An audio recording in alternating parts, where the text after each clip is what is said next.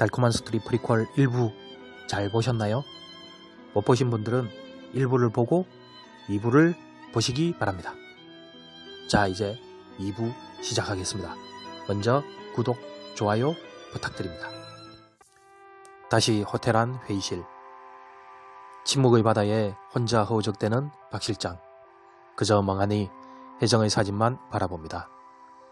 강 사장이 몇 번을 부른 후에야 겨우 정신을 차리고 대화를 이어갑니다. 강 사장은 박 실장과 문석에게 중요한 지시를 내립니다. 문석과 선우에게는 최 사장이 내연녀와 만나는 날을 다시 한번 확인할 것을, 그리고 박 실장에겐 기습을 하는 날 최 사장과 내연녀를 데리고 와 자신 앞에 무릎 꿇게 하는 것을 지시합니다. 그와 동시에 디데이 날 강 사장의 모든 조직원들은 최 사장의 주요 조직을 기습, 이 전쟁을 한방에 마무리하려 합니다. 빠르게 대답하는 문석과 달리 박 실장은 조금 늦게 대답합니다. 여러 가지로 복잡한 박 실장. 불안한 마음을 지울 수 없습니다. 커피숍 앞. 비 내리는 밤 차 안에서 박 실장은 그저 커피숍만 바라보고 있습니다. 모든 것을 잃은 듯한, 단 한 번도 가져보지 못한 그녀에 대한 안타까움과 유머를 배신감, 연민의 감정으로 그저 커피숍만 바라봅니다. 얼마나 시간이 지났을까. 커피숍에 하나둘 불이 꺼지고 검은 차가 멈췄습니다. 이내 김 실장이 내려 혜정을 차에 태우곤 어디론가 향합니다. 차를 미행하는 박 실장. 얼마나 달렸을까. 오피스텔 건물 앞에 멈춰선 자동차.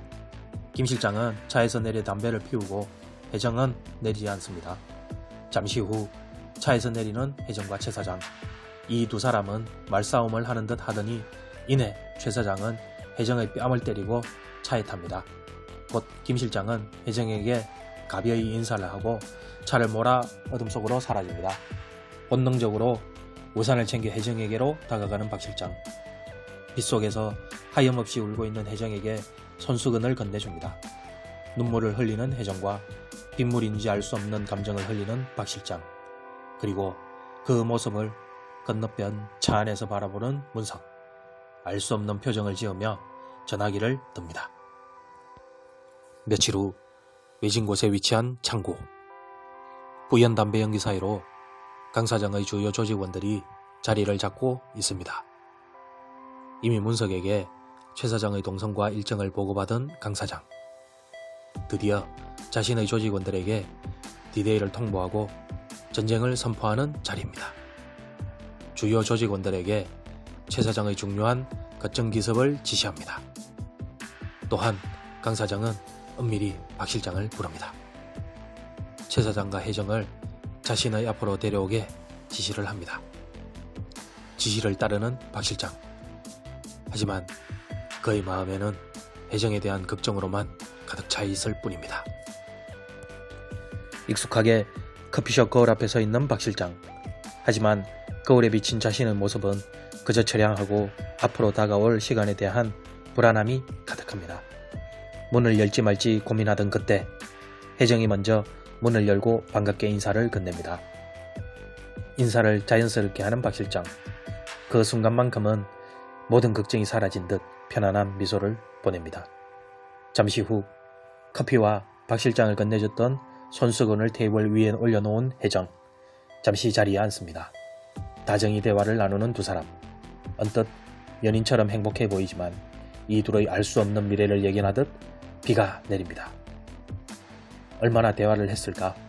박 실장은 자리에서 일어나고 혜정은 그런 박 실장에게 우산을 챙겨줍니다. 하지만 우산을 거절하고 다시 손수건을 건네줍니다. 다음 만날 때 꼭 돌려달라는 말과 함께 빗속을 향하는 박 실장. 디데이. 모든 것이 평화로운 하루의 마무리 시간. 누군가는 좋은 사람들과의 행복한 시간을 보내고 누군가는 자신을 기다리는 가족의 품으로 돌아가는 시간. 여기 강 사장과 최 사장, 박 실장과 선우, 문석, 그리고 김 실장. 이들은 곧 다가올 전쟁을 앞두고 마지막 고요의 시간을 보내고 있습니다. 모든 것을 진두지휘하는 강 사장. 그의 지시를 받고 일사불란하게 움직이는 조직원들. 이미 최 사장의 숨통을 틀어막고 이제 강하게 지기만을 기다리고 있습니다. 같은 시각 박 실장, 문석, 선우는 혜정의 커피숍 앞에서 최 사장이 나타나기만을 기다리고 있습니다. 커피숍의 불이 꺼지고 익숙한 듯 검은색 차량이 혜정을 태우고 어디론가 향합니다.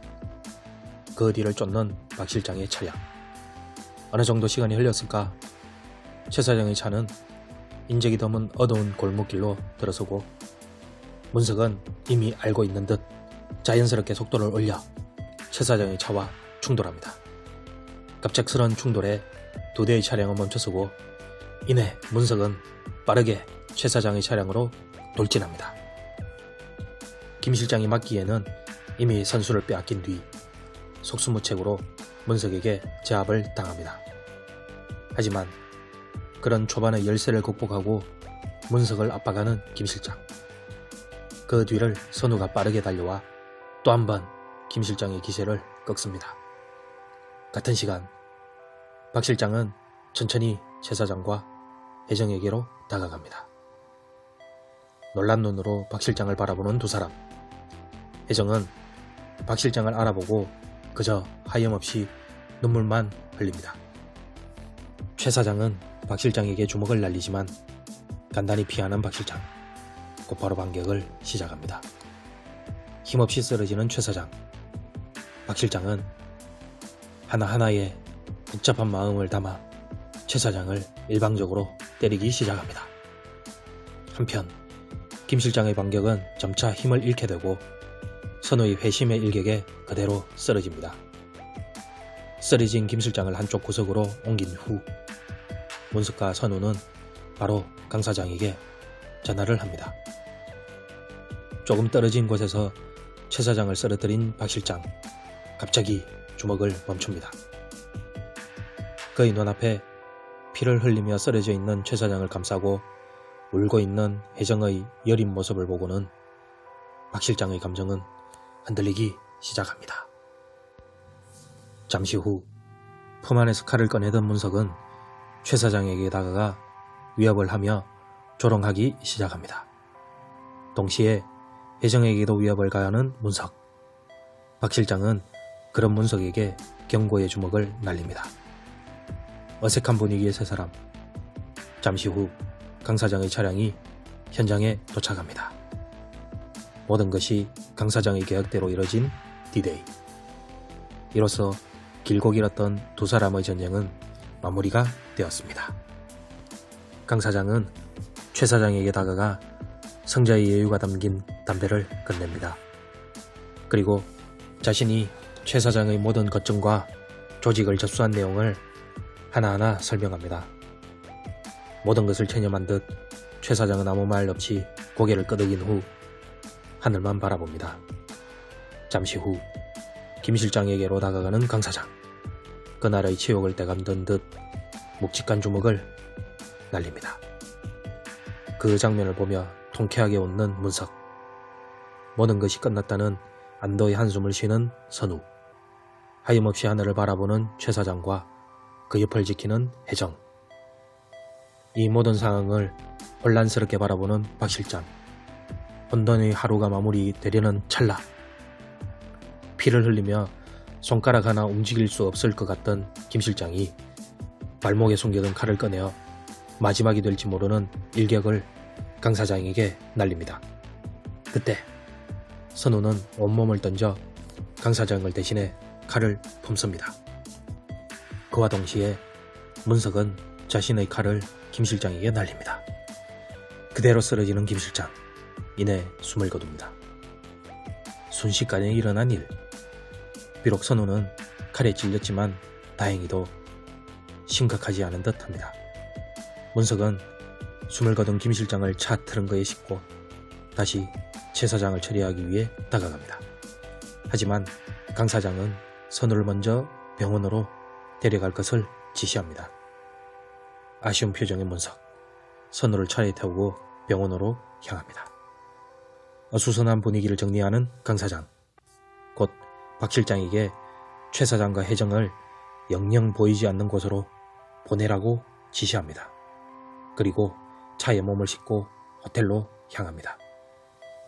초점 없는 눈빛을 한 최 사장과 잔혹한 시간을 보낸 혜정을 말없이 바라보는 박 실장. 결심한 듯 두 사람에게로 다가갑니다. 다행히 선우는 큰 부상이 아니라 일반 병실에 입원해 있습니다. 그 옆을 지키고 있는 민기 역시 얼굴에 많은 상처가 있지만 미소를 지으며 선우 옆에 앉아 있습니다.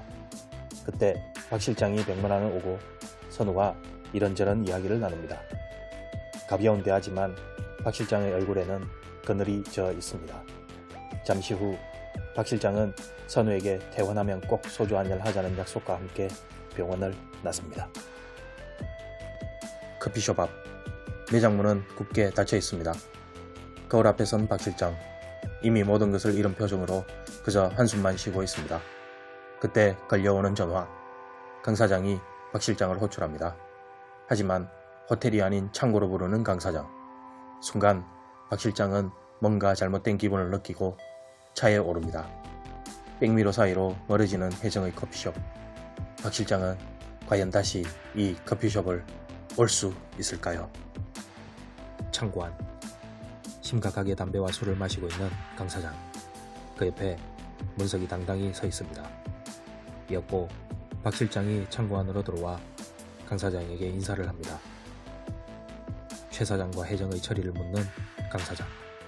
박 실장은 잠시 망설이다 두 사람을 처리했다고 말합니다.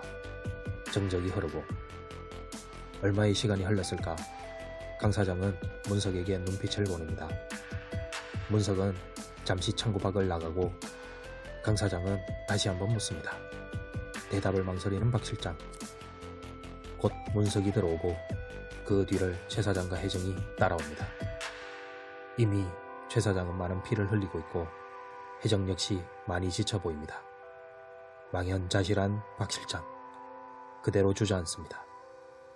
연신 담배에 불을 붙이는 강 사장. 박 실장에게 그날 무슨 일이 있었는지 물어봅니다. 다시 디데이 밤. 네, 박 실장은 눈물을 흘리며 최 사장을 감싸고 있는 혜정을 바라보고 있습니다. 그리고는 두 사람에게 멀리 떠날 것을, 앞으로 절대 자신과 강 사장 눈앞에 띄지 말 것을 말하며 차키를 주고 보내줍니다. 최 사장은 이유를 모른 채 차에 올라타고 혜정과 박 실장은 서로의 눈을 바라보며 이별을 주고받습니다.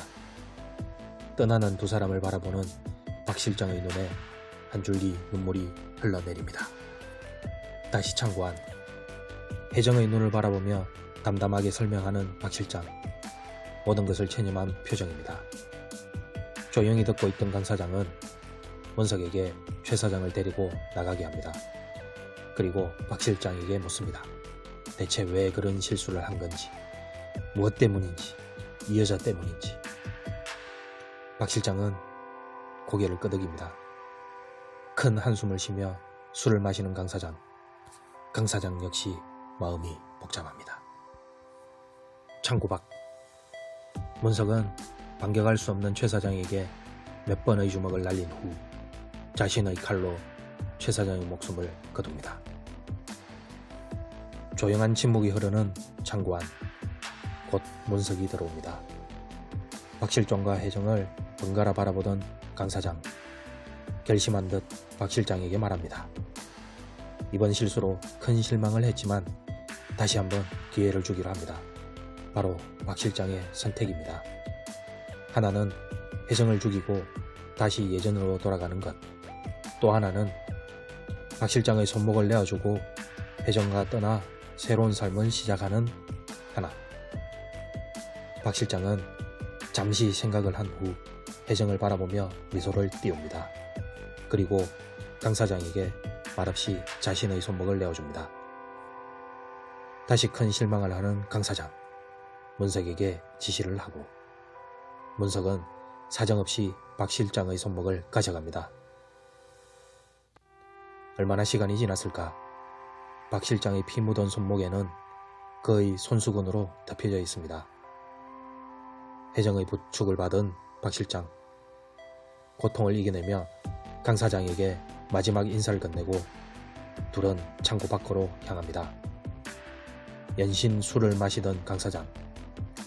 둘이 사라지는 모습을 지켜보다 문석에게 또다시 눈빛을 보냅니다. 문석은 고개를 끄덕이고 자신의 가슴에 품은 칼을 꺼내 둘에게로 다가갑니다. 얼마나 시간이 지났을까? 커피숍은 식당으로 변해 있습니다. 하지만 박 실장이 바라보던 거울은 그대로입니다. 그 거울 앞에 건강한 모습으로 선 선우와 민기. 이 둘은 그저 박 실장이 혜정과 행복하게 떠난 줄만 알고 있습니다. 선우와 민기는 박 실장에 대한 추억을 이야기합니다. 그리고 언젠간 자신들을 찾아올 박 실장을 위해 열심히 살자고, 꼭 소주 한 잔을 하자고 이야기합니다. 잠시 후 민기는 차에 타고 선우는 차에 오르기 전 다시 한번 거울에 비친 자신의 모습을 바라보며 이렇게 달콤한 인생 프리퀄 스토리는 끝이 납니다. 재밌게 보셨나요? 첫 스케치라 미숙한 부분이 많은 점 양해 부탁합니다. 앞으로도 많은 스토리를 스케치하는 채널이 되겠습니다. 구독, 좋아요 신청해 주시고 다음 스토리로 찾아뵙겠습니다. 스토리 스케치 감사합니다.